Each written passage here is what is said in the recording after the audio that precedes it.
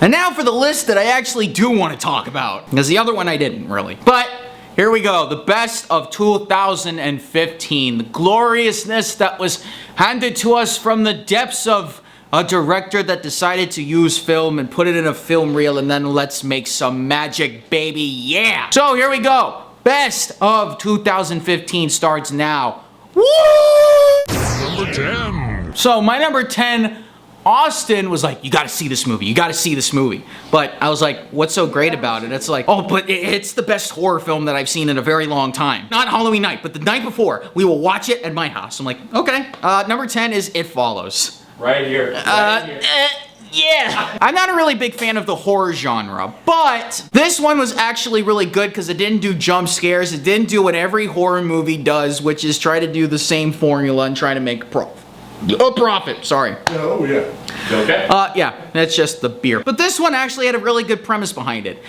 You get fucked, and whoever fucked you, you have the It curse, and the It is a monster that follows you and tries to murder your ass. I mean, the cinematography I really loved, especially those GoPro shots. Really did feel like they were really scared, well, she was really scared about what was gonna happen to her, and her trying to have sex with other people so that they can get the curse off of her and everything, and then just to buy her time and everything. And then that ending shot where you have no idea what's gonna happen. That was really well done. It was a really good script. It's not getting any recognition in the awards, so don't count on it, but it was still a great movie. It Follows, number 10. Number 9. All right, so I took Shane to see this one. I kind of felt like this was already gonna be a masterpiece before it was released, considering who was involved, who was acting, and who was writing.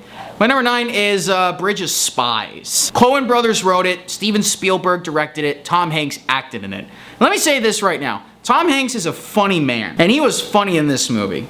Considering it was a thriller drama / comedy, it was really well done. It definitely had that Spielberg look that you get in all his movies, which is kind of refreshing for me because I loved E.T. and I always get that sense that Spielberg is behind the project when you see it. This kind of was really the same for me. And with a great audience, and especially with Shane and I constantly laughing all the time, it was really well done. So Bridge of Spies, my number 9. Number 8. My number 8, Lucas forbid to go see it because it was live action. You didn't want to see this movie because it was a live action version of the animated. Austin and I, we were genuinely surprised by it. My number 8 is Cinderella. Surprising, I know. It actually did a lot better than the animated version. It made the characters more believable. It made it more fun. Cate Blanchett as the evil stepmother. Yes. She did a really good job. Lily James as Cinderella, who was in Downton Abbey. She does a really good job as Cinderella. It was really well done. And you know, for Kenneth Branagh, who was best known for doing a lot of Shakespeare movie plays and turning them into movies. Yeah, I mean, he did this really well. I mean, this is more of his style, not like Thor. He's more doing a lot of dramas and doing a lot of stuff like that. He's really good at that, and he captured it beautifully. Yeah. Magical. So, Cinderella's my number 8. Number 7. So my number 7 is an underrated film. It's not getting any recognition at all, which I'm surprised by, considering not only was it good, it actually was very successful box office-wise, and a debut for a certain actor turned director. My number 7 is The Gift. Yes. Nice. I liked it. It was suspenseful, thrilling, and scary. All in one thing. And I don't usually get to say that, like I said, horror movies not my thing, but especially when it got to the end, horrifying as fuck. I like Joel Edgerton as a director. I mean, I've only known him for Star Wars Episode 2 and Black Mass, and that's it. I don't want to know Star Wars Episode 2, so whatever. Not bad at all. I want to see more of his stuff coming out. And Jason Bateman, who I don't like seeing in comedies, was actually pretty good in this drama role. $44 million on a $5 million budget is pretty good. The Gift is number 7. Number 6. Number 6 I had to put on the list because of a certain actor. His performance in this was really well done, and I know this because several of us crew members have really enjoyed his work in this movie. And I can't say enough about it, but he's just really well done. This actor did a really good job with it. And his name is John Cena! My number 6 is Trainwreck. I'm sorry, I couldn't resist. Extremely funny. It's my best comedy of the year. For me, at least. It was down to earth. It was funny. I mean, you had John Cena, LeBron James, Amari Stoudemire, and Tony Romo. Like a bunch of athletes who are not very good actors, but, you know, when you have Judd Apatow, I can't say his name right, he can take these athletes and make them act really well, or at least be like, hey, just pretend you're doing this. Don't hurt them. See it if you haven't seen it. It's like the best comedy. It's better than Spy. I will say it's better than Pitch Perfect 2, even though I love Pitch Perfect 2. Trainwreck is my number 6. Oh god, Pitch Perfect 2. Number 5. My number 5 is a very personal one, because this was the only movie in the entire world that has made me cry to the point where I had to beg somebody else for tissues. I mean, I love this group. I love their whole story behind it. And number 5 is Straight Outta Compton. Jason Mitchell is Eazy-E. Perfect! I mean, this whole cast was. And these are a bunch of nobodies. These 3 put on a fantastic show. It's not like most rap movies or movies based on rap artists that try to do a parody of them. This made me feel like they were actually playing the members of NWA. And Suge Knight is more than just an asshole. Like I said, made me cry so much, like I needed tissue so badly. It was pouring out and crying. It couldn't be my number 1 because there were 4 others that were better. Straight Outta Compton, number 5. Number 4. Number 4, I will say, is the best movie for casual viewers. My number 4 is The Martian. Perfect movie for a group of people that don't go see movies very often. This is the perfect movie for it. Guy gets trapped on Mars, and they try to save him. Comedy, thrills, drama, conflict. What more can you want? And an all-star cast, mind you. Great cast, great writing. Ridley Scott, who has not made a great movie this decade. The Martian is probably Ridley Scott's one of his best. Yeah. I would say on par with Gladiator, Blade Runner, and Alien. Martian's number 4.